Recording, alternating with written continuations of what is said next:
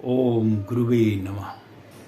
प्यारे हरि भक्तों, आज का जो विषय मैं ले रहा हूँ वह है काल यमन कौन था।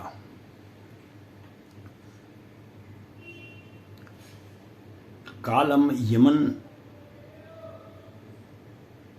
ने कृष्ण भगवान को रणछोड़ की उपाधि भी दी। तो काल यमन जो था एक महान सम्राट था और काल यमन जो है मलेच्छ देश का जो है शासक था और वह जो है कृष्ण भगवान का जो है परम शत्रु था। उसका जन्म ब्राह्मण कुल में हुआ था काल यमन का, लेकिन कर्मों से वह राक्षस था। और जो काल यमन था वो ऋषि शेषुरायण के पुत्र थे, जो गर्ग को गोत्र के थे और त्रिगत राज्य के अंदर में गुरुकुल में वह शिक्षा दिया करते थे। तो ऋषि शेषुनारायण ने भगवान शिव की बड़ी घोर तपस्या की और तपस्या करने के बाद जब भगवान शिव उनसे प्रसन्न हुए तो उन्होंने उस ऋषि से पूछा, आपको क्या चाहिए।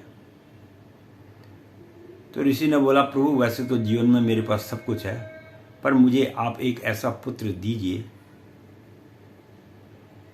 जो अजय रहे, जिसको कोई मार ना सके, कोई अस्त्र शस्त्र उस पर जो है वार ना कर सके, किसी का उस पर कोई असर ना हो। इस प्रकार भगवान शिव ने प्रसन्न होकर ऋषि शेषुनारायण को ये वरदान दे दिया और उनसे जो पुत्र का जन्म हुआ वो हुआ काल यमन का। अब काल यमन पैदा तो हो गया, अब उस पर किसी शस्त्र का प्रहार तो हो ही नहीं सकता था, ना उसे कोई मार सकता था। तो भगवान को ये सब पता है कि आने वाले समय में ये चीजें घटनाएं होंगी, तो उसके लिए उन्होंने पहले से ही उस चीज का समाधान भी रखा होता है।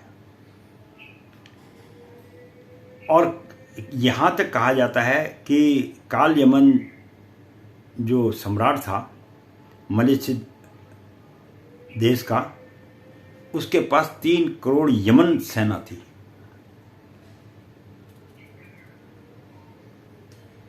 अब सवाल यह है कि काल यमन भगवान श्री कृष्ण से ही बैर क्यों रखते थे। क्योंकि काल यमन को यह महसूस हुआ कि वैसे तो मेरा राज्य को किसी की हिम्मत नहीं है कि कोई इस पे आँच आए, पर भगवान श्री कृष्ण जो हैं इसमें एक बहुत बड़ी बाधा है, ये मुझे पूर्ण राज्य करने नहीं देंगे। इसलिए उसने क्या करा, अपने सेना द्वारा जो है मथुरा को संपूर्ण रूप से घेर लिया। अब भगवान कृष्ण को यह तो मालूम था इसे मैं मार तो मैं सकता नहीं, अब इसकी मृत्यु होगी तो होगी कैसे। तो कृष्ण भगवान जो है एक पर्वत पर चले गए और उस पर्वत पर जाके छिप गए।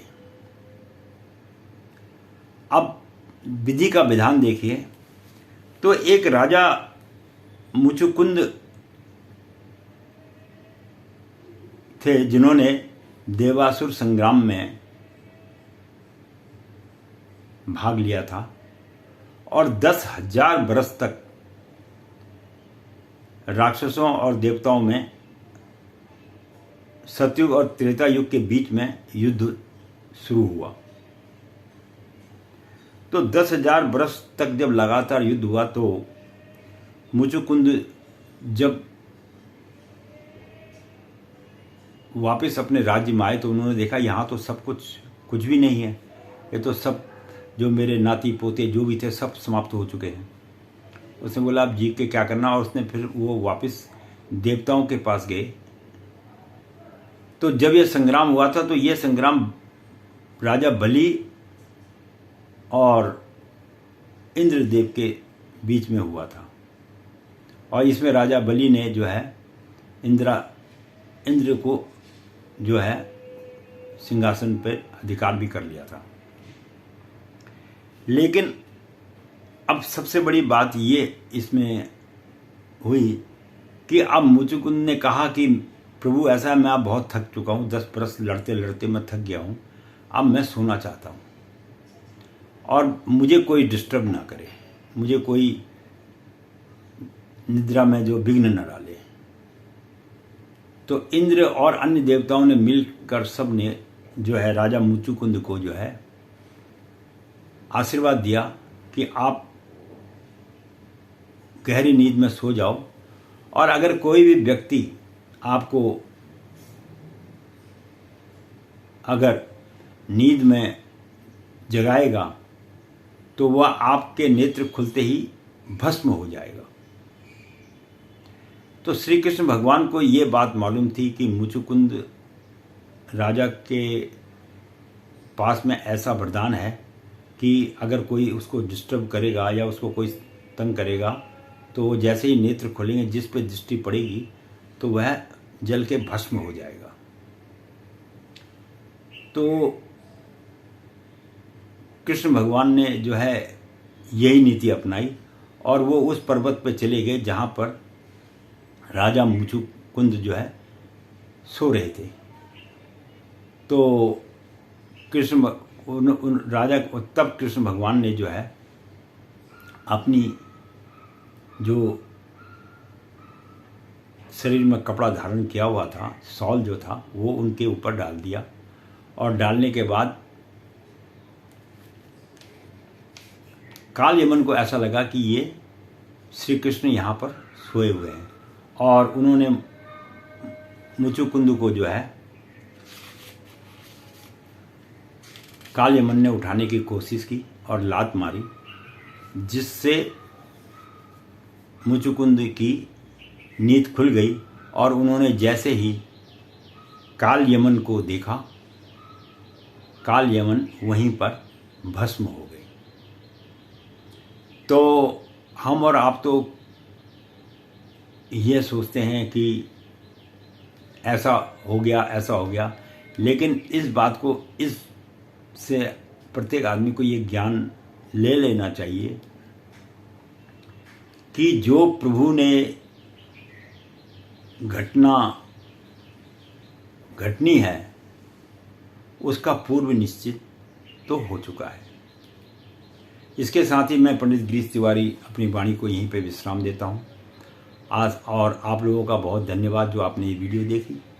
आशा करता हूँ प्रभु की कृपा रही तो फिर अगले वीडियो में आपको फिर मिलते हैं। धन्यवाद।